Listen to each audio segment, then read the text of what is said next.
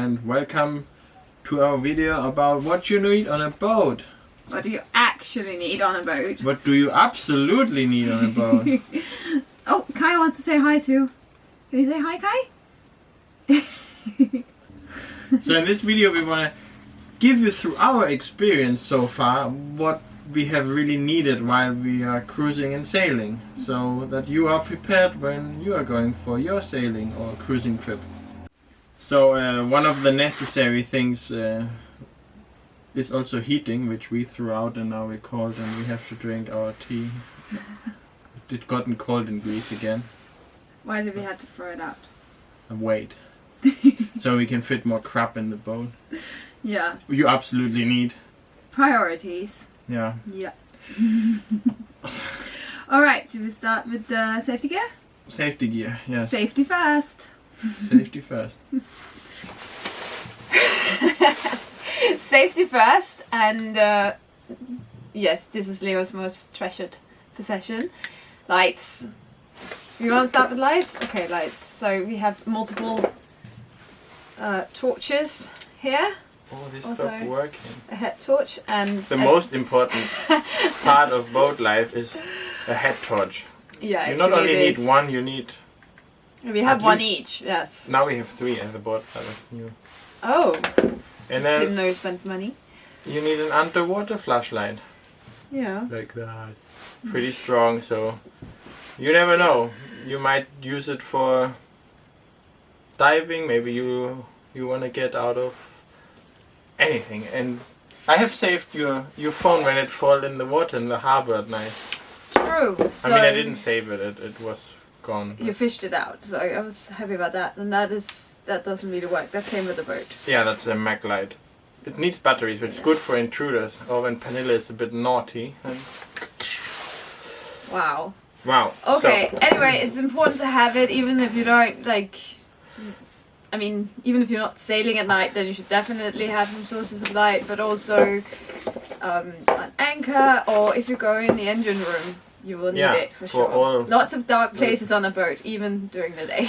and you can get some of these that also come with a red light, so you can use them at night, so your pupils don't go up and down, so you don't lose your natural night vision, or you don't blind yourself, more correctly. Okay, I think that's enough on the lights. That's quite a big Yeah. thing. Anyway, what you do need to have on a boat, which we definitely recommend you have, but also that you legally have to have, you have to have fire extinguishing... fire extinguishing... I can't say it. It's a fire blanket. Fire blanket. So they are really cheap and they're really good if you have a fire on your kitchen. Let's say your pan catches fire or anything, you throw it over and then you run and close the gas. You also need this one. We have a small one here, just... we also have a big one that you're also legally supposed to have, right? Aren't you supposed to have one of those as well? We are not really good with the law.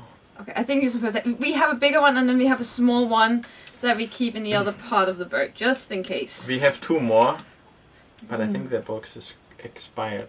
But don't tell anyone. You just told everybody. Yeah, that's a bit stupid, but anyway. Anyway, it doesn't that's new. matter. It's a good idea to have, and you might actually get in trouble if somebody stops you and you don't have it. Also, what you should have is, of course, that's self-explanatory. They're relatively expensive, but the most important investment that you make. Yeah, And it's nice to have these that sort of blow up, because if you have to wear them for a longer period of time, it's not great to have those old-time vests. No. Like, it's not very comfortable. This is more comfortable. Yeah, a little comment on those. Like we bought them, they're fine. They were like on offer and they were cheap. I think Cheap. as cheap as you can get them. Okay. So that's cheap. Something is expensive. So Yeah. if you do buy them, like go in a shop, try them, make sure it's something that is really comfortable. You know, it fits very well, because otherwise you might not wear them, you might not like them, and then if you don't wear them, they can't save you. But if they're fancy and fashionable and they fit really nice, and then they might save your life one day. So don't be like us. True. Now we don't have any money to buy them, but they will work. And they came with these as well. The straps. The straps, so you can what's that word? Click in. Yeah, if you have lifelines, we Yeah. used to have some, but we got rid of them again. Maybe not stupid, but at least when it's windy, I use this to, when I go to the mast to reef, I will hook myself in. If I fly the spinnaker, let's say, and I need to take it down and it's windy, I will hook myself in, so I'm sure that I don't fly overboard, or if it's really windy, even at the helm or something. We have a very safe cockpit because we're sort of down in a tub, Yeah. more or less. But maybe in other boats where you're a little bit more open, it's nice. Yeah, if you're really in rough To have weather, that, maybe yeah. we would like our lifelines. We still have them, so we can put them on if needed on a bigger passage. Yeah. Yeah. Oh, and we bought one for Kai as well, and yeah, he probably wears it the most of all of us. Don't say that. Okay, don't say that. Anyway, But yeah, yes. he hates the water, but he gets too excited about the dolphins, so we really need him to wear this. So the next part is the more serious safety. So when things go properly wrong, you need to be prepared. So in this, for us, we have one little PLB, like a personal locator beacon. It's like a mini EPIRB. This one actually you can easily strap it around you or in your life vest. So we use that on night shifts. We each wear it, and Yeah, whenever it's your turn to take the watch, you wear that around your neck as well. And what they do, they will send a signal to satellite, so you don't need to be in coastal range. Then we have another one, that is this one. That's also a personal sort of locator beacon, but it's an AIS. So basically, it's also really good to wear it on you. Especially because if you fall overboard, your ship AIS will also see it. So the captain remaining on board will be able to locate you. And as a rule of thumb, you will be the closest vessel to help somebody. So you can actually save your own crew very easily with that if they wear it. So I think Hopefully easily. yeah, so these two I think are essential. This is maybe for the crew if they fall overboard, and this is if shit really goes bad. So if you're sinking, I'm thinking. So Or what thinking you said or it wrong sinking. before, this is the one we wear. Yeah, we When- sort of like- interchange them. Yeah, We make sure we're always wearing one of them at yeah, or least, if we yes. both out, we wear them both. Yeah. But we make Oh, it's really bad weather. We Yeah. haven't had that too much, but no. So then so- it's nice to have it on your person. apart from that, in our personal, what really contributes to our safety is the AIS, the ship AIS. Oh yeah. So do buy one that's really good, and that's a receiver and sender. So I think, of course, it avoids collision and everything, but whenever you have an emergency, authorities will already know where you are, so they can see Doryman is there, and that's where they're currently in trouble. So you don't have to go be like, we are position 28, blah blah blah blah blah. Like nobody, we had that, we heard those positions on Mayday sometimes, and it's really hard to. Yeah, you have to put them on the map. If you miss 1 decimal or 1 degree. Yes. And Or- also when you're only 2 people, and if something happens Yeah. to either one of us, and you're very much alone, so you need to make that Yeah. situation as easy as you can make it. Yeah. And there you also can buy the VHF receivers that have integrated AIS in there, so it's really easy. You just flip the emergency button, and this will already automatically send distress with your position, everything. We do not have that, but I think if I would buy a future one, I would have a VHF built in with that feature built in, because it's way too hard. I mean, it's even the language barrier of saying what is your struggle, where are you, and then often the connection is not that great. So trying to transmit your exact position by saying it, it can be quite hard. Yeah. Yeah. So that. Yeah. All What right. did And we- if you do get in trouble, then you also, and again legally, you have to have flares on board. So we have these. and we make sure always we know where to find them. Yeah, these were actually the last thing my grandmother ever bought me, and she said that if we were ever in trouble, we just fire them off, and she will come back and save us on one of these. So they're oddly very precious to me. Yeah. And because this is safety, of But course, obviously. Wait, you forgot. Like this is an educational video, so when you ever use those flares, Oh yeah. you know, make sure you don't shoot it at an approaching aircraft. Like if the helicopter is there to save you, do not shoot it at them. Oh yeah. You made. Yeah. One of our friends were on a boat, and this was literally the only safety instructions you got. Don't shoot the flares at a helicopter if they're coming to Or at save an you. aircraft. Yeah. A low-flying aircraft. That's so They great. know where you are.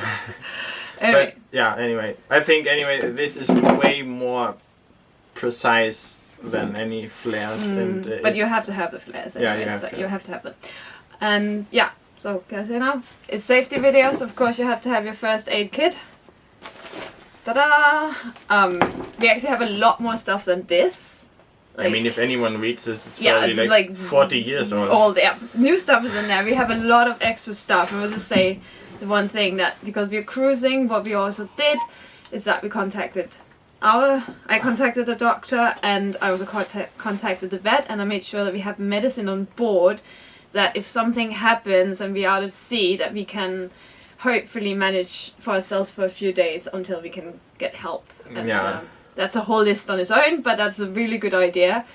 Doctors, and contact your doctor and your vet if you have an animal on board as well. Make sure you have your own little stash. Yeah, and of course, like if you have a basic training in first aid, it's very recommended. I mean, so I mean, even if it is, I guess, even if it's just a few videos you find on YouTube, like how to stop bleeding or how to practice stitching on an orange. Yeah, I think stitching, but you can get the glue on stitches. I don't know how to we stitch. have some stuff actually as well. Like anyway, we're not doctors or anything. We just say do research and make sure you have it on board, because it's just really peace of mind to know that you have it. Yeah, make sure you know how to treat a big bleeding or like a burn wound or something, because that's something that can occur now if you have a heart attack. Just also make sure you have the basics, painkillers, Imodium. If you are days out at sea, you want to make sure you have it all, because the pharmacy will be really far away. Yeah. Yeah. Good. And that's safety. Yeah, and safety is always prevention, of course. Like, plan ahead. Like, don't do anything stupid. Yeah. So if you think it's too much out there, or you think something is not as it should be, don't go. Yeah. Like, even if you have the safety and you don't drown, you might lose your boat, your mast, or whatever. And we nearly forgot the most important, the life raft. Oh yeah. We didn't want to carry it in here. No, it's bloody heavy, and it's in our in our box there. So we have a small one, 4-person. It's quite a pain. They're quite expensive, and every 3 years they need maintenance. So we bought one new because we had a very old one, but I think most of them, the service is much more expensive than buying a new one. So it's really not great. And this one is a bit smaller actually than the old one. It's more practical. Yeah. But and you have to have it. Like you said. Don't you? Some countries, most places I don't think you. In the beginning you said that if something happens we have the subs, but I wasn't feeling like, rolling around in the North Sea on a sub. Yeah, believe me, you don't want to do that in a life raft either. No. Anyway, that's for the safety.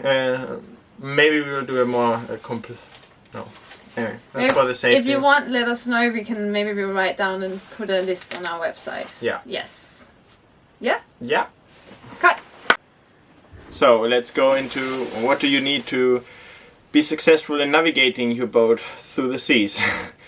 I think this chapter will bring a bit of controversy because there is always the big debate between paper chart and electronic charts. We do know how to read paper charts, we do know how to navigate on paper charts, but at least I do. Pernilla's looking like no. I learned it in university. I have done it with my dad. However, we have, and now people will really go at us. We have never used paper charts. So, yeah. Funny enough, we admit it. We have just used electronic charts. I mean, there are plenty nowadays. Like there's Navionics, iSail, or whatever. We found them really good. They always need to be taken with a pinch of salt, especially if you're very close to the shore. They often show information that isn't really there and it's off. So there are sometimes rocks where they aren't on the chart. So, but overall, we have sailed in so many reef infected areas, even at night, entering harbors at night. I think doing that with a paper chart would require skills we don't have and are quite hard. Or even if you have like a huge fog, it's probably impossible to navigate without having electronic chart. So we quite enjoy having the electronic chart. It's much cheaper, it doesn't take any space, it doesn't take you running around to get paper charts. What else for navigation?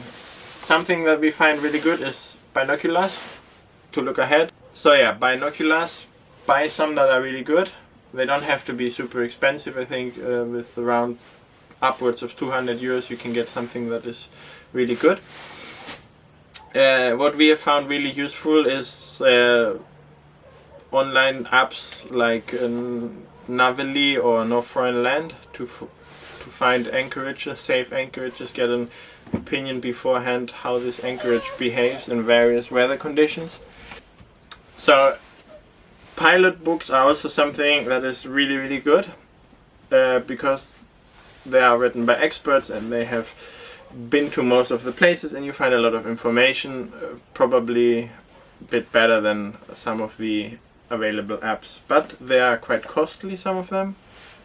Ironically, we only have some of Norway where we've never been because we weren't allowed at the time due to COVID restrictions, but maybe one day. Another thing that we found like that helps not only navigating but sailing are like some sailing books that are good on hand. Like it will remind you how to read charts, how to do anything, so it's good to have them. But the most important in navigation and planning is probably the weather. So any navigation is pretty straightforward most of the times, like from A to B, but finding the best route in regards to weather, that's where things get quite tricky. And knowing like areas to avoid, don't sail too close to capes, don't sail, let's say, sometimes on the windward side of an island or on the lee side of the island, because on the one side you have no wind and big waves, on the other side you might have strong katabatic winds. So things like this, you need experience, but you also need to find a really good weather app that will give you insights of the forecasted weather along your route. So next on the line is the tools you should have on board. So I think this is again like everyone will have, the more the better, but of course there are also limitations in space. But make sure you have like basic wrenches, maybe a box of basic tools and nuts and everything, so you have that covered. A hammer, epoxy and fiberglass for any bigger repair is always great. I don't know if you know this butyl tape, like it's great to get some leaks and done very quickly. Same as with like 5-minute epoxy, it can save you sometimes. Or the epoxy that is like in a putty, you can squeeze it. We have often used that to repair temporarily some of the pipes for the cooling water on the engine. And then some other tools are like a oscillating tool that can, you can cut things with. The most important I think is a drill, a battery-driven drill, so you can drill some holes if you need to, or if you have some emergency, you can also screw something together really quick. An angle grinder is also great to have for some repairs, some metal repairs. Of course, you will always be missing some tools, so don't be afraid to ask around, because other boaters have them too. So if you have friends around, like, make sure you don't hesitate to ask. People are really nice and they help. Another thing is always carry some oil for your engine with you in spare, because you never know. Some basic spares for your engine, especially the things that you need to change anyway, like have a couple of spare impellers, have a couple of diesel filters, have another oil filter, but mostly diesel filters, because if you have the diesel pest, you might need to change like a few filters in a row just to get into the next harbor. What also helps is to have a clean jerry can of just diesel, so if you really need to, you can bypass the whole tank and you just pop in the diesel suction pipe in there and the exit also, and then you use this 5 liters without any filters, and you get into the harbor anchorage safely. Yeah, make sure you have a multimeter. A multimeter is very, very important on the boat. Like anything you want to measure any trouble, you start with electricity wise. Of course, you start with a multimeter and you make your way to the cores. You can measure the batteries, but you can it's the only way to find any fault on the boat. Make sure you have spare cables on the boat for such events of electricity failure. Make sure you have spare ropes, enough ropes, you have shackles, you have all sorts of things that might be needed to secure like a broken rigging or something, so you can find a temporary solution. Have some good and strong dynama in case you really need to secure something or your rigging has broken, then you can use dynama quite nicely to secure it. Anyway, we include anchoring here in the tours because it's the sort of tool to anchor your boat. So make sure you have plenty of chain for your anchor. We say that after we sailed from Denmark to Greece with only 30 meters of chain. We thought we had 50. We never dragged, but when we finally replaced it, because it was getting old and rusty, we noticed that it was only 30 meters. And we were meant to measure it since the beginning. We were somehow told it's 50 meters, so then it must be 50 meters. If you think you have 50, yeah. You have 50. In fairness, we had, like, you can get those tools or shackles to extend it very easily. So that's also something you should have. A very good anchor, and I think also a very good spare anchor or stern anchor. So sometimes if it's really windy, it helps to put 2 anchors in front like a V, so the boat doesn't drift so much and doesn't sail on the anchor. You might lose your anchor for some weird reason because it gets stuck. For that case, you should always have also a diving mask and fins and a wetsuit on your boat for cases like that. So you can dive and free your anchor, or you can dive and free your propeller in comfort. That's very important. Also put that as a tool. Like, it's simple, but yeah. Make sure you have lots and lots of tools and spares and screws and nuts and bolts and shackles and ropes to secure and ropes to tie up and fenders and whatever. Like, you can never have enough of those things until Pernille or your girlfriend requires the space in the cupboards where you have had your tools sleeping and resting. That's so unfair. Yeah, but you still have it all. It's better organized now. I'm just getting shamed. Well, you have a girlfriend. You won, big guy. Oh, I have a girlfriend. Yeah. Otherwise you would. But I have no space for my tools. Lonely guy on a boat. Yeah. I only have one cupboard. Yeah. Sure. I only have one. You're such a liar. Yeah, that's a nice wrench, by the way. I stole it from my aunt today. Okay, now you're just getting a bit creepy. Okay, so we are a little gender stereotyping today. Leo talked about the engine and tools, and I will talk about clothing. Just FYI, I do actually know at least a bit about engine and the tools, but Leo is the expert. So if anybody out there is concerned that I wouldn't know what to do, I do know a little bit. Okay? Anyway, so we just wanted to mention clothing because it's so easy to get carried away with doing all these fancy sailing clothes and buying a lot of gear that you might not actually really need in the end of the day, and it's quite expensive. We haven't actually invested in that much clothing. I think the best thing we've done, and the necessary thing, is sailing trousers. It's not that we have needed them that often, but when you do, it's really nice. It's really nice to have that extra warmth. It go up around your back, and if you're doing like night sailing and stuff, it's just really bad weather. It's a lifesaver almost. So we both bought these, right, Beb? Yes. Yes.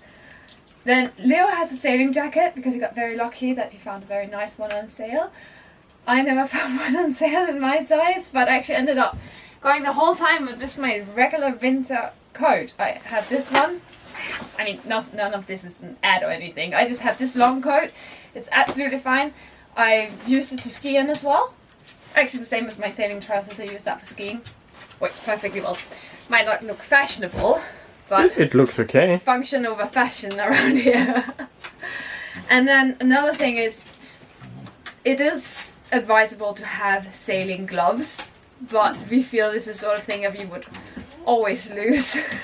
So we actually just use these regular garden work like gloves that we also use to do work on the house or collect firewood, and they're very cheap, and although we try not to throw them away, it doesn't break your heart, and they work just fine for sailing, especially with a little paint on as well. And what else can I say? Yeah, in terms of investing in clothes, I think what we would really say is we've invested in a lot of wool, because you can go for longer without washing it, which is very nice when you're doing long distance cruising. And yeah, thermal layers a lot. Leo has a pair of long johns. Not the sexiest thing in the world, but it's... Yeah, don't get excited, I won't show them. Unfortunately, yeah, he won't show them to you, but yeah, it's a good investment, although not so sexy. Yeah,